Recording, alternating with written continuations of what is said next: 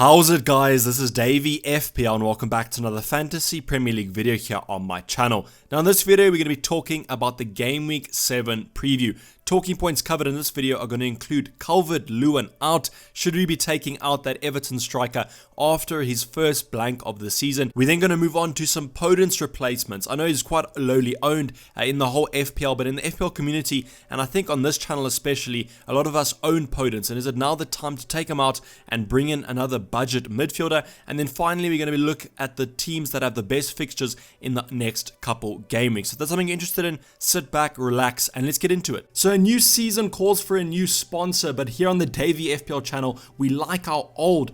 So I've brought back the old sponsor, OneFootball, but with a completely new revamped app. Yes, OneFootball has gone over a complete marketing revamp, new logo, new everything. I've checked it out, looks really good. They kind of took the old app, but just made it better.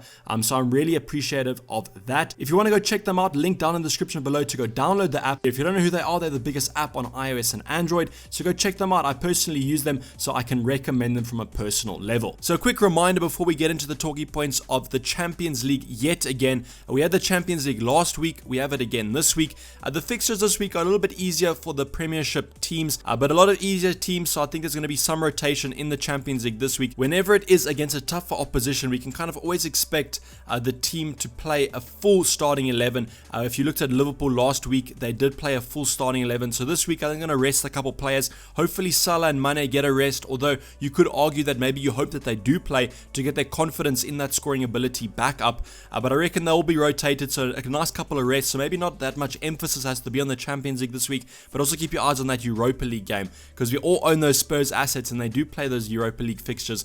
So hopefully they can come out of that unscathed. But that's enough of the reminders. Let's get into the talking points.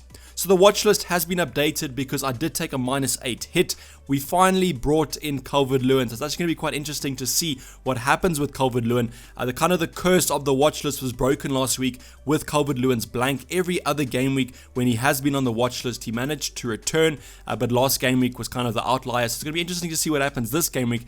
And for his first game week off the watch list, what happens with him. So we've updated Calvert-Lewin with Wilfried Zaha. Had a really good game week 6. Managed to actually produce some good attacking threat as well, considering in the previous game week he didn't return basically any stats besides the penalty. So Wilfried Zaha comes in here 7.3 million, 5 goals and 1 assist, and played basically every single minute. And he looks to be getting a couple more goals over these next easy fixtures we're going to be talking about, and we're going to be reviewing when we go to those teams that have the best fixtures. If you want to own Wilfried Zaha, basically now's the time to do it, because they have that nice quote-unquote sea of green that we always look for in our FPL squads. So he looks like great value at 7.3. Then we have Harry Kane, Mr. Assister. Looks on track to break that Kevin De Bruyne assist record this season with 8 assists and 5 goals. Definitely looks worth the value there at 10.9. I did have a price reduction from previous seasons, but definitely looks like an amazing player to own right now because of his incredible form. And if you partner him up with Heung-min Son, they seem to be the assister/scorer combo this season that I think most of us are going to own at least once. So Harry Kane is yet again on the watch list. A little bit tough to fit him in right now because I did opt for Mo Salah last week. Would have been a better consideration to go for Harry Kane, but that is hindsight. And then finally on the watch list we have Jack Grealish. Was kind of denied a goal against Leeds by an off-the-line clearance there, so a little bit unfortunate there. I think he had 2 big chances in that game, so still looks to be on good form. I know that Aston Villa managed to have their first loss of the season, but I'm pretty sure they're going to rebound, and hopefully from a defensive point of view they can also get back on track. But 3 assists and 3 goals is pretty good for 7.3 million, kind of on the same price line as Wilfried Zaha. So if I probably was to bring in one of them, I think Wilfried Zaha just edges it at the moment because of those lovely fixtures. But let's get on to the main talking point of the video.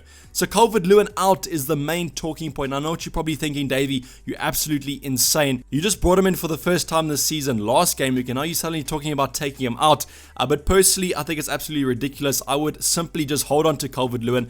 There's no kind of threat of him being rotated. I think he's going to get back on form in these next couple game weeks, and especially with Fulham coming up in game week 9. As a new owner, I'm definitely going to be holding onto him for at least that run of green fixtures.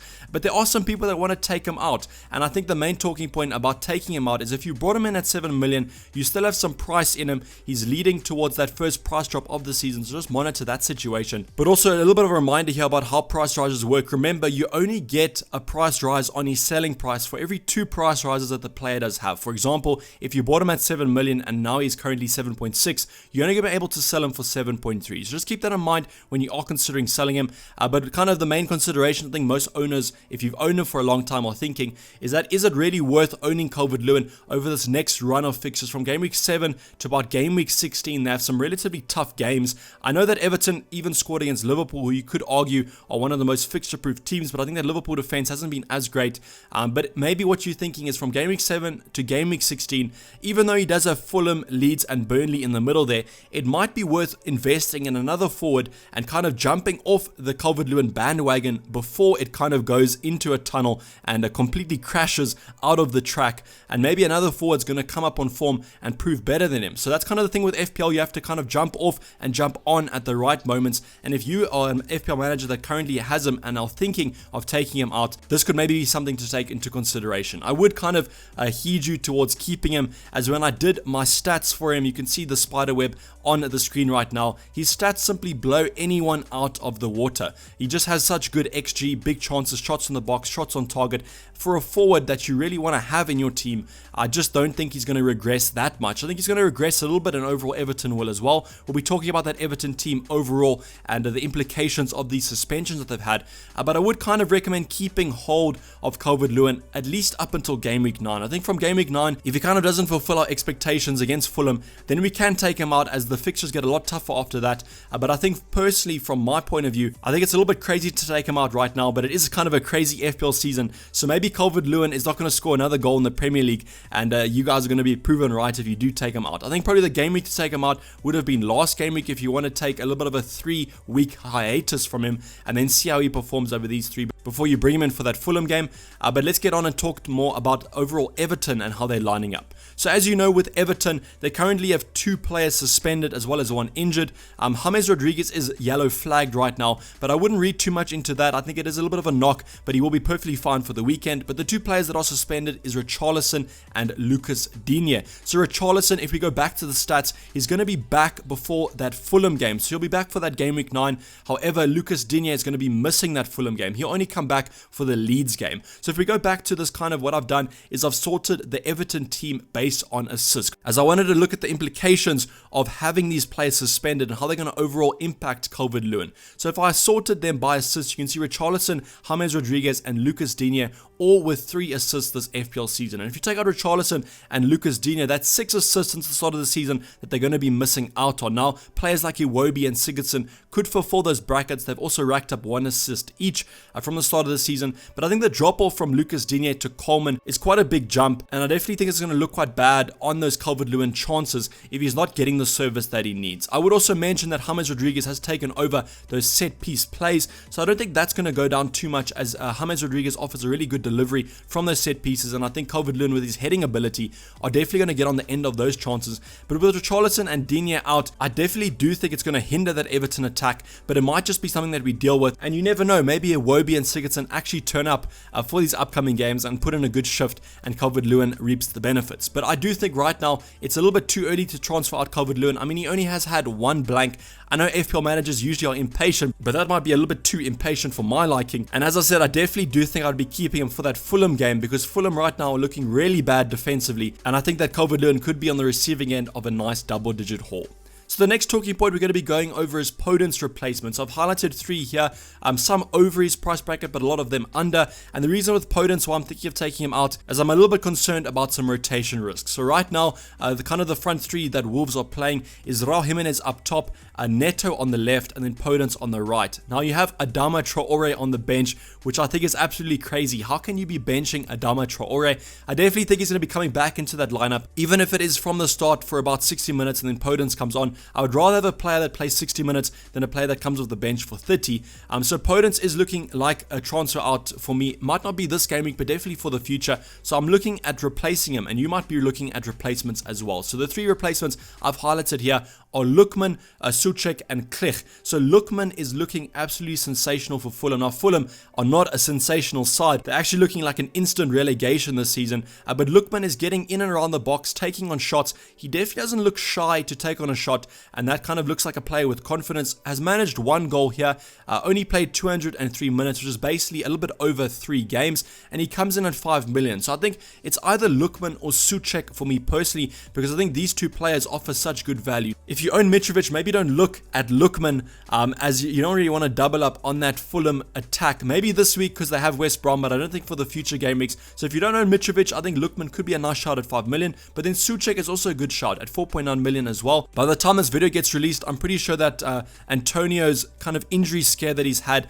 will be revealed to see if it's going to be a long-term injury. If it is a long-term injury, I definitely think that Souček is going to be even a better option because they're going to have to play him every single game week, and he offers some really good attacking threat off his headers. Only managed 1 assist this season, which might be a little bit disappointing, but I think in the upcoming game weeks when West Ham's fixtures get a little bit better, he definitely looks like some good value, and he's basically played every single minute. Now the last option we could go for is Klich. Now I think he's probably the best option to go for if you can afford him.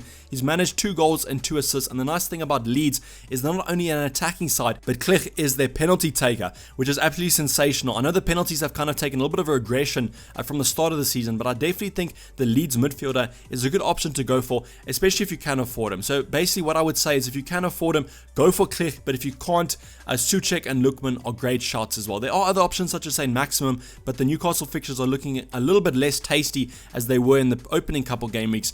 So I'm looking at players that have more green fixtures, as that should hopefully offer some more FPL points. Now the final talking point we're going to be going over is the best fixtures. I've highlighted 3 teams here: a premium team, a mid-range team, and a budget team. So Chelsea definitely have some really good fixtures on the horizon, especially if you are looking at their defense. Chelsea seem to have shored up, especially with that new keeper Mendy in goal. They look like a new defense there. Chilwell is probably the best defensive option to go for because he does offer that attacking threat, but there are other options that are a little bit cheaper that you could go for. Maybe a Kurt Zuma if you want to save some budget there at 5.1.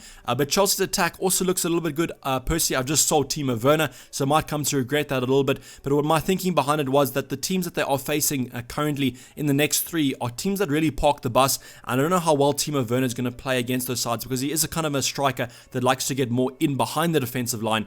And against a team that parks the bus, that's not really possible. The second team is the mid-range team Crystal Palace. You spoke about Wilfried Zaha. I mean, just look at those fixtures. There's some great fixtures coming up. So if you want to jump on the Wilfried Zaha bandwagon, I definitely think that now could be the time to do it.